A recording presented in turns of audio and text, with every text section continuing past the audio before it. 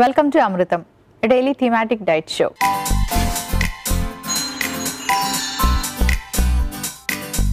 ఇవాల్టి మన theme happy breathing.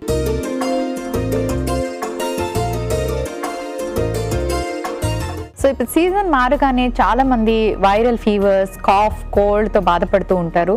ఈ టైంలో బ్రీతింగ్ అనేది సక్రమంగా జరగదు. సో సీజన్స్ మారినప్పుడు ఎస్పెషలీ సమ్మర్స్ చాలా హాట్గా ఉండే ఈ సమ్మర్స్లోని మనం ఎటువంటి జాగ్రత్తలు తీసుకోవాలి? ఎందుకంటే చిన్నపిల్లల్లో చాలాసార్లు మనం నోస్ బ్లీడ్స్ చూస్తూ ఉంటాం. అండ్ పెద్దవాళ్ళు కూడా ఎప్పుడైతే ఎండాకాలం వచ్చిందో దుమ్ము ఎక్కువగా ఉంటుందో చాలా రకాల ఎలర్జీస్కి లోన్ అవుతూ ఉంటారు. ఈ టైంలో ఎటువంటి జాగ్రత్తలు అలాగే ఎటువంటి డైట్ పాటించాలో ఈరోజు తెలుసుకుందాం. హాయ్ పద్మ. హలో మోనికా. పద్మ, ఇవాళ మన theme happy breathing. So season మారింది. ఈ సీజన్ చేంజ్లోని మనం అబ్జర్వ్ చేస్తే కనుక ఎక్కువ మంది దగ్గుతూ అలాగే కోల్డ్తోని రకరకాల ఫ్లూస్తోని బాధపడుతున్నారు. అండ్ ఒక్కసారిగా టెంపరేచర్స్ అలా రేజ్ అవుతూ ఉన్నాయి. బయటకు వెళ్ళి చూస్తే కూడా దుమ్ము ధూళి చాలా ఎక్కువగా ఉంటుంది. సో ఇవన్నీ కూడా మన బ్రీతింగ్ సిస్టమ్ని ఎలాగో ఎఫెక్ట్ చేస్తాయి, అదైతే మనందరికీ తెలిసిందే. సో దాని నుంచి మనల్ని మనం రక్షించుకోవాలి అంటే కాపాడుకోవడానికి ఎటువంటి డైట్ అలాగే ఎటువంటి జాగ్రత్తలు పాటించాలి తెలియచేయండి. తప్పకుండా మోనికా. సో సీజన్ చేంజ్ అవుతూ ఉంది. మనకు చలికాలం నుంచి ఇప్పుడు బాగా సడన్గా టెంపరేచర్ రైజెస్ అనేది చూస్తూ ఉన్నాము. అండ్ ఆకురాలే కాలం కూడా బాగా ఎక్కువైంది. సో ఈ టైంలో ఏమవుతుందంటే ట్రీస్ నుంచి ఎక్కువగా పోలన్ అనేది రిలీజ్ అవుతూ ఉంటుంది, which causes all these allergic symptoms అనమాట. సో ఎవరైతే అలాంటి అలర్జిక్ సిమ్టమ్స్తో బాధపడుతూ ఉంటారో లేదా ఎవరికైతే ఇమ్యూనిటీ తక్కువగా ఉండి లైక్ చాలా ఇమీడియట్గా కాఫ్ కానీ క్యాచ్ కానీ కోల్డ్ క్యాచ్ చేస్తూ ఉంటారో, సో అలాంటి వాళ్ళు ఏంటంటే అవుట్ సైడ్కి వెళ్ళినప్పుడు మాస్క్ ఏదైతే ఉంటుందో అది పెట్టుకొని వెళ్ళటం బెటర్. అండ్ కళ్ళకు కూడా గ్లాసెస్ పెట్టుకొని వెళ్ళటం బెటర్. సో ఎప్పుడైతే సమ్మర్స్ హీట్ పెరిగిపోతూ ఉంటుందో ఆ వేడి గాలులు ఎప్పుడైతే వస్తూ ఉంటాయో దానివల్ల నోస్ బ్లీడ్స్తో చాలామంది సఫర్ అవుతూ ఉంటారు. అండ్ అంతేకాకుండా బ్రీతింగ్లోని చాలా రకాల ఇబ్బందులు ఫేస్ చేస్తూ ఉంటారు ఈ హాట్ ఎయిర్ వల్ల. అండ్ ఏసీకి బాగా అలవాటు పడిపోయి చాలామంది ఆ హ్యూమిడిటీకి కూడా తట్టుకోకుండా మళ్ళీ బయట సన్ హీట్లోకి ఎప్పుడైతే వెళ్తారో బాగా సిక్ అయిపోతూ ఉంటారు. సో వీటిని ఎలా మేనేజ్ చేసుకోవాలి? ఎస్పెషలీ పిల్లలు కదా. నోస్ బ్లీడ్ ఈజ్ మెయిన్ సమ్మర్లో ఎక్కువగా చూస్తూ ఉంటాం. బట్ కొంత పిల్లలకి ఏ సీజన్లో అయినా కూడా వస్తూ ఉంటుంది. దట్ ఈస్ బేసిక్గా ఇట్ కమ్స్ ఫ్రమ్ హెరిడిటరీ అని చెప్పుకోవచ్చు. సో పేరెంట్స్కి ఎవరికైనా ఉంటే పిల్లలకి అలా ఎక్కువగా గమనిస్తూ ఉంటాము. లేదా కొంతమందికి ఏంటంటే ఈ సమ్మర్లో స్కూల్ టైమింగ్లో ఎక్కువగా ఎండలో నించోవటం కానీ లైక్ మార్నింగ్ ప్రేయర్ టైంలో కానీ అసెంబ్లీ టైంలో కానీ అలా ఎక్కువ నించినప్పుడు జనరల్గా మనం చూసేవాళ్ళం చిన్నప్పుడు కానీ. సో వెన్ ఎవర్ అది ఎనీ టైం రావచ్చు, ఎప్పుడైనా రావచ్చు. సో అదేంటంటే బ్లడ్ ఫ్లో ఏదైతే ఉంటుందో అది మనకు ప్రాసెస్ అనేది అంటే మనకి ఫ్లో అనేది లైక్ హ్యాండ్స్ కిందకి పైకి అలా బేసిక్గా అన్ని సర్క్యులేట్ అవుతూ ఉంటుంది కదా. సో నోస్లో మనకి ఆ బ్లీడింగ్ అనేది ఏమవుతుంది అంటే ఆ సర్క్యులేషన్ అనేది సరిగా లేనప్పుడు కానీ లేదా పిల్లలు ఏదైనా ఎక్కువగా ప్రెషర్స్కి లోనైనప్పుడు కానీ జనరల్గా అలా జరుగుతూ ఉంటుంది. సో నథింగ్ టు వరీ అది. కాకపోతే మరీ ఎక్కువగా ఉంది అనుకున్నప్పుడు ఒకసారి ఈఎన్టీకి కానీ డాక్టర్ దగ్గర కానీ చూపించుకోవడం బెటర్. కానీ బట్ నార్మల్గా అప్పుడప్పుడు కనిపిస్తుంది అనుకున్న వాళ్ళు జస్ట్ ప్రికాషన్స్ వచ్చినప్పుడు ఏంటంటే చాలా మంది చేసేటటువంటి ఫస్ట్ పని ఏంటంటే తల బాగా పైకి పెట్టేసి ఇలా కంప్లీట్గా టిల్ట్ చేసేటట్టుగా పెడతారనమాట. సో అలా టిల్టింగ్ పొజిషన్లో ఎప్పుడు పెట్టకూడదు. జస్ట్ తల కింద ఒక పిల్లో పెట్టుకొని పైన ఒక చల్లటి నీళ్ళలో తడిపినటువంటి కాటన్ క్లాత్ అది కప్పి పెట్టి ఉంచుకుంటే చాలు. సో అంతకుమించి పెద్దగా ఏమీ అవసరం లేదు. సో అలాంటి ప్రికాషన్స్ తీసుకొని అలాంటి పిల్లలకి ఎక్కువగా వాటర్ కంటెంట్ని డీహైడ్రేట్ అవ్వకుండా ఉండటానికి ఎక్కువగా ఇస్తూ ఉంటే బెటర్. సో అలాంటివి ట్రై చేయొచ్చు. అండ్ జనరల్గా సమ్మర్ రాగానే అందరి ఇళ్ళల్లో ఏసీలు ఆన్ అయిపోతాయి. అండ్ ఆఫీస్లో చెప్పక్కర్లేదు, ఎనీ సీజన్ మనకి ఏసీలు ఆన్లో ఉంటుంది. స్కూల్స్లో కూడా ఇప్పుడు చాలా స్కూల్స్లో కూడా కరెక్ట్. సో ఏమవుతుందంటే ఏసీలో ఉండి సడన్గా బయటకు వచ్చినప్పుడు మనకు ఆ హ్యూమిడిటీ వేరియేషన్స్ అనేది వచ్చేయటం మూలాన ఏంటంటే కొంతమంది గాలి పీల్చుకోవడంలో చాలా ఇబ్బంది పడుతూ ఉంటారు. సో అలాంటి వాళ్ళు ఏం చేయాలి అంటే ఇమ్మీడియట్గా బయటకు రాకుండా ఏసీ రూమ్లో ఉన్నటువంటి వాళ్ళు వితౌట్ ఏసీ రూమ్ ఉన్నటువంటి లైక్ కిచెన్లో జనరల్గా ఉండదు. సో అలాంటి ఏరియాలో కొద్దిసేపు ఉండి వేరియేషన్ ఏదైతే ఉందో దానికి అడ్జస్ట్ అయిన తర్వాత then they can go out.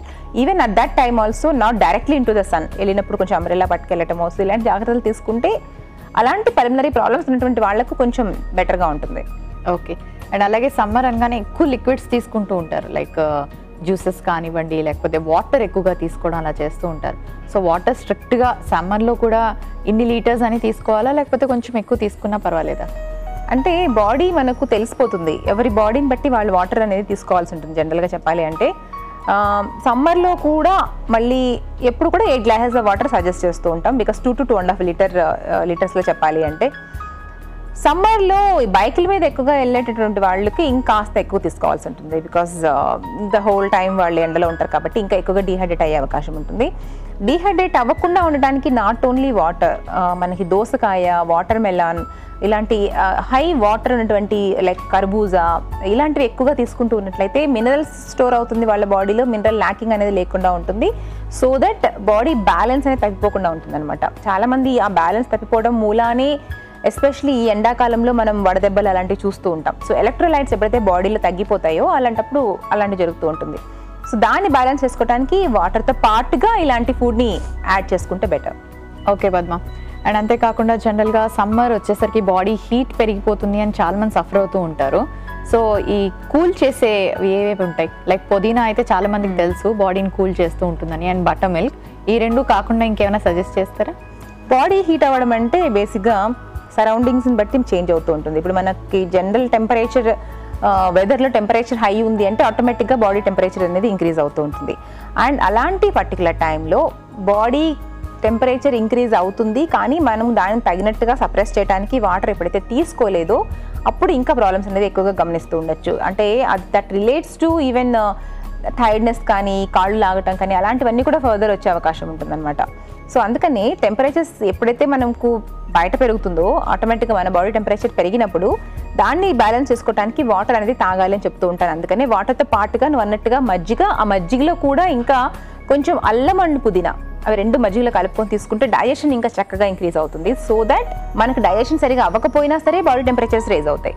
So అది సరిగ్గా అవ్వాలి అనుకున్నప్పుడు ఎస్పెషలీ ఎండాకాలంలో ఆయిలీ ఫుడ్స్ని కంట్రోల్ చేసి ఇలాంటి లిక్విడ్స్ని ఎక్కువగా తీసుకోవటం ఒకటి. అండ్ కుకుంబర్ చాలా చాలా హెల్ప్ చేస్తుంది.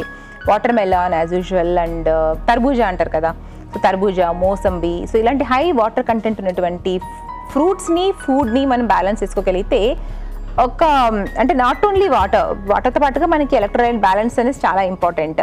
సో వాటిని బ్యాలెన్స్ చేసుకోవడానికి ఇలాంటి ఫుడ్ని మిక్స్ చేసుకుంటే బెటర్. ఓకే పద్మ. సో ఇవాళ మన థీమ్ హ్యాపీ బ్రీతింగ్లోని చాలా విషయాలు తెలుసుకున్నాము. అండ్ సమ్మర్ సీజన్స్ ఎస్పెషలీ ఎలాంటి జాగ్రత్తలు తీసుకోవాలో తెలియజేశారు. ఎటువంటి రెసిపీస్ ప్లాన్ చేశారు? సో అదండి ఇవాళ మన సమ్మర్ స్పెషల్ హ్యాపీ బ్రీతింగ్ గురించి మనం చాలా విషయాలు తెలుసుకున్నాము. సో చాలా చాలా జాగ్రత్తగా మీరు ఫాలో అవ్వండి, లేదు అంటే డిహైడ్రేషన్ అయ్యే ప్రమాదం ఉంటుంది. సో మరి ఇవాళ మీ అందరికీ చక్కగా హెల్త్కి యూజ్ అయ్యేటటువంటి 2 చక్కటి రెసిపీస్ డిజైన్ చేశాను. అందులో ఫస్ట్ రెసిపీ క్యారెట్ రసం, అలాగే second recipe carrot orange juice. ఇవాళ మన థీమ్ హ్యాపీ బ్రీతింగ్లో మన ఫస్ట్ రెసిపీ క్యారెట్ రసంలో మెయిన్ ఇంగ్రీడియంట్స్లో గల పోషక విలువలు ఏంటో ఇప్పుడు తెలుసుకుందాం. సో మరి ఇవాళ మన ఫస్ట్ రెసిపీ వచ్చేసి క్యారెట్ రసం. సో జనరల్గా ఏదైనా సిక్ అయినప్పుడు ఎస్పెషలీ రసం అన్నం పెట్టేసేయండి అంటూ ఉంటారు కదా.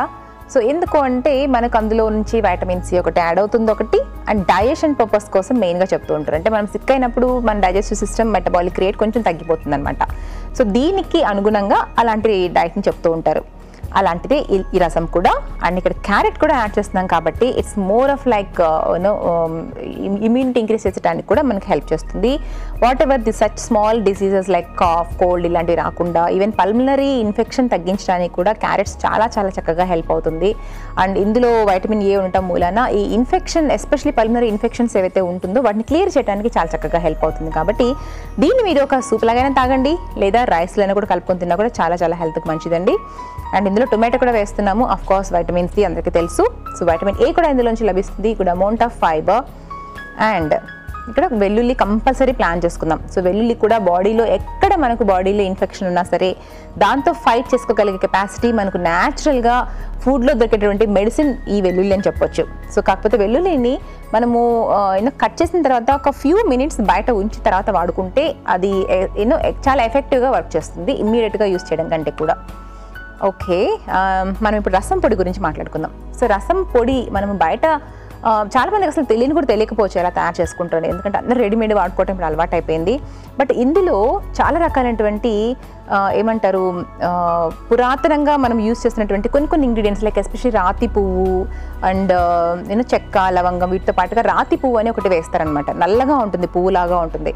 సో అవన్నీ ఏంటంటే it's all like high antioxidants and బాడీలో ఉన్నటువంటి ఏదైనా కెమికల్స్ని, విషపూరిత పదార్థాలని బయటికి పంపించడానికి, లివర్ క్లెన్జింగ్కి, సో వీటన్నిటికీ కూడా చాలా చాలా చక్కగా హెల్ప్ అవుతుంది.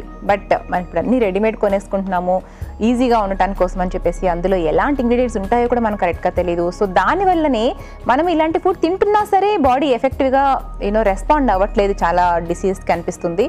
So try to make everything from scratch. So it's always good for you. సర్లేండి, ఎలా తయారు చేయాలి రసం ఫస్ట్ చూసేయండి. క్యారెట్ రసంలో మెయిన్ ఇంగ్రీడియంట్స్లో గల పోషక విలువలు ఏంటో తెలుసుకున్నారు కదా. ఇప్పుడు మన సెకండ్ రెసిపీ క్యారెట్ ఆరెంజ్ జ్యూస్లో మెయిన్ ఇంగ్రీడియంట్స్లో గల పోషక విలువలు ఏంటో ఇప్పుడు చూసేద్దాం. సో మరి ఇవాళ మన సెకండ్ రెసిపీ వచ్చేసి క్యారెట్ ఆరెంజ్ జ్యూస్. క్యారెట్ అంటేనే మనం జనరల్గా ఒక 2-3 వెజిటబుల్స్ కలిపి కూర చేసుకోవటమో లేదా ఒక బిర్యానీలో వేసుకోవటమో పెద్దగా ఎక్కువగా యూస్ చేయం కదండి.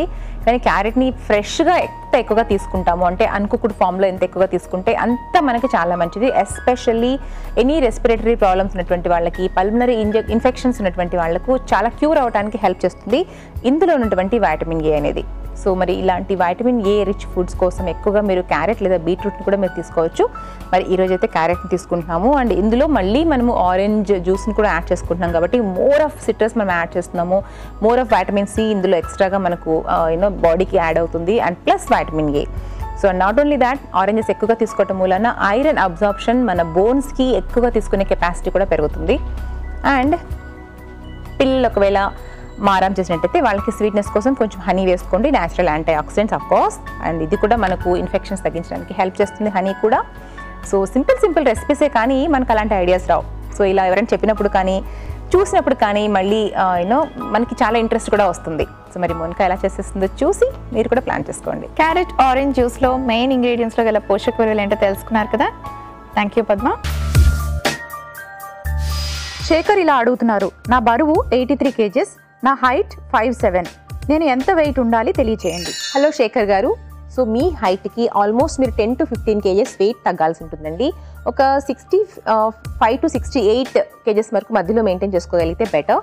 సో అంతకంటే ఎక్కువ ఉన్నారు అంటే మేబీ ఫ్యూచర్లో రకరకాల ప్రాబ్లమ్స్ వచ్చే అవకాశం ఉంటుంది. కాబట్టి అలా హెల్త్ని రెడ్యూస్ చేసుకుని మెయింటైన్ చేయాలంటే లైఫ్ స్టైల్ మీది చాలా స్ట్రిక్ట్గా ఉండాలి. సో మీరు తీసుకునే ఆహారంలో కార్బోహైడ్రేట్స్ని చాలా మటుకు కంట్రోల్ చేయండి. మీరు తినే కొంచెం మీల్స్ ఏదైతే ఉంటుందో హెవీ మీల్స్ చేయకుండా కొంచెంగా ఎక్కువసార్లు తీసుకోవడానికి ట్రై చేయండి. మీ మీల్లో ఎప్పుడైతే కనుక high proteins like grilled chicken కానీ, గ్రిల్డ్ ఫిష్ కానీ, లేదా బాయిల్డ్ ఎగ్స్, లేదా grilled tofu or paneer or లేదా పప్పు దినుసులతో ఉన్నటువంటి లైక్ చెన్నా, రాజ్మా ఇలాంటి గ్రేవీస్ కానీ కొంచెం హై క్వాంటిటీలో హై ప్రోటీన్ తీసుకున్నట్లయితే కార్బ్స్ అయితే ఆటోమేటిక్గా కంట్రోల్ చేయొచ్చు.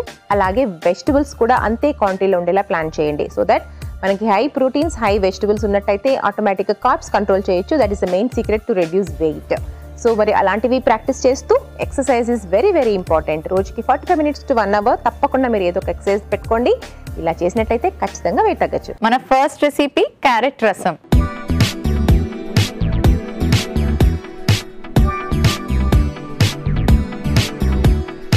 క్యారెట్ రసం ఎలా ప్రిపేర్ చేసుకోవాలో ఇప్పుడు చూపిస్తాను. సో ఇప్పుడు మనం క్యారెట్ని కాస్త గ్రైండ్ చేసుకొని పేస్ట్ చేసుకోవాలి.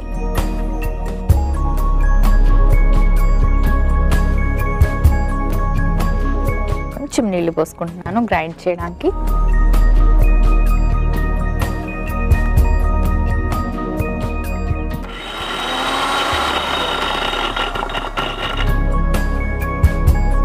ఓకే, నెక్స్ట్ ఏం చేయాలంటే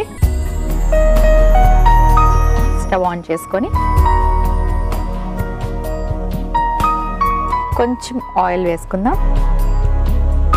జస్ట్ పోపుకి సరిపడే అంత, జస్ట్ 1 స్పూన్ సరిపోతుంది.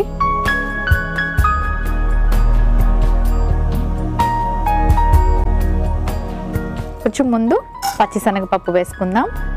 పోపే కదా అని ఏవో 1-2 ఇంగ్రీడియంట్స్తో కాకుండా అన్నీ వేసుకొని చేసుకుంటే మనకి హెల్దీ. కొంచెం ఆవాలు, కాస్త మెంతులు, ఎండుమిర్చి,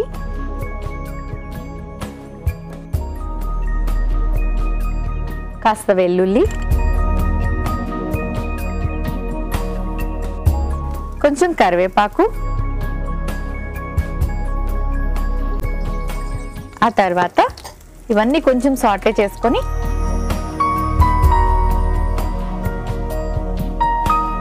టొమాటో ముక్కలు యాడ్ చేసుకుందాం.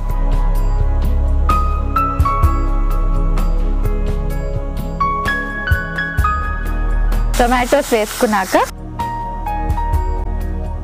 గ్రైండ్ చేసి పెట్టుకున్న క్యారెట్,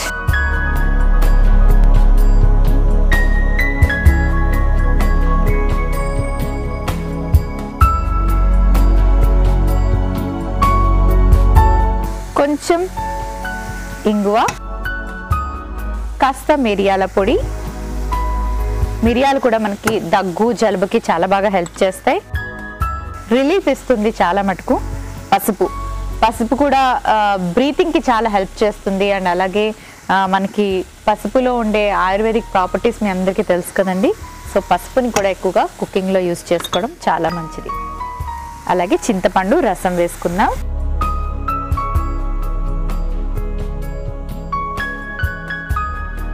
ఇప్పుడు ఇవన్నీ బాగా మిక్స్ చేసుకొని, బాగా బాయిల్ అవ్వాలి కాబట్టి కాస్త నీళ్లు పోసుకుందాం. రసం అంటే మనకి వాటరీగా ఉంటుంది కదా. నీళ్లు పోసుకొని కొంచెం ఉప్పు, సరిపడేంత ఉప్పు వేసుకుంటున్నాను. అలాగే కొంచెం ఉప్పు వేసుకున్నాం కదా, బాగా మిక్స్ చేసుకొని ఇప్పుడు నీళ్లు పోసుకొని కాస్త మరగనివ్వాలి. కొంచెం టైం పడుతుంది, వెయిట్ చేద్దాం. మరి బాయిల్ అయింది, ఇప్పుడు చూద్దాం. ఓకే, కాస్త బాయిల్ అయ్యాక కొంచెం రసం పౌడర్ కూడా యాడ్ చేసుకుందాం.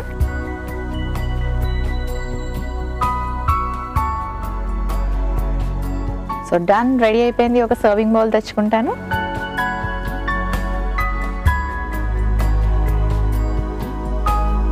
స్టవ్ ఆఫ్ చేసుకొని బౌల్లోకి తీసుకుందాం.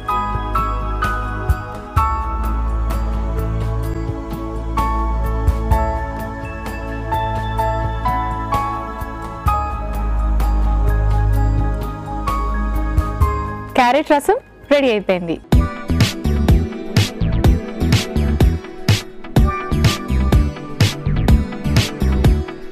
మన next recipe carrot orange juice.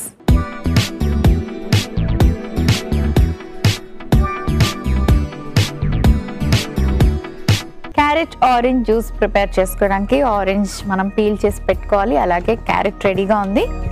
So వీటిని మనం క్యారెట్ యాడ్ చేసుకుందాం. క్యారెట్లో వైటమిన్ ఏ ఎక్కువగా ఉంటుంది అండ్ ఫైబర్ ఉంటుంది. అండ్ అలాగే ఆరెంజెస్ వేసుకుంటున్నాము. సో ఆరెంజ్లో మనకి వైటమిన్ సి ఎక్కువగా ఉంటుంది. ఇమ్యూనిటీ పవర్ పెంచే ఏది అంటే మనం వైటమిన్ సి, వైటమిన్ ఏ ఇవన్నీ చెప్తూ ఉంటాం కదండి. సో మరి ఇవన్నీ మనం సరైన సీజన్స్లో తీసుకోవడం వల్ల కాఫ్, కోల్డ్, వైరల్ ఫీవర్స్ ఇలాంటి ఫ్లూస్ రాకుండా ఉంటాయి. అండ్ అలాగే బాడీలో ఇమ్యూనిటీ పవర్ చక్కగా పెరుగుతుంది. సో ఇప్పుడు కొంచెం నీళ్లు పోసుకొని జ్యూస్ తయారు చేసుకుందాం. అలాగే వీటన్నిటితో పాటు కొంచెం యాంటీ ఆక్సిడెంట్స్ అండ్ మనకి ఎంతో కొంచెం స్వీట్నెస్ కూడా ఇస్తుంది కదా హనీ. సో హనీని కూడా కొంచెం యాడ్ చేసుకుందాం.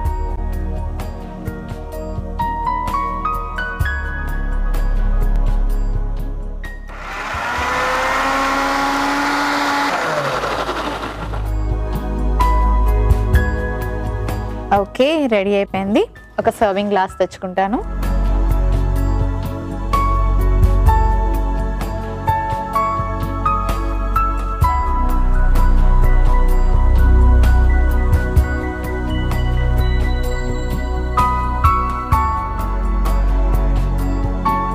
క్యారెట్ ఆరెంజ్ జ్యూస్ రెడీ అయిపోయింది.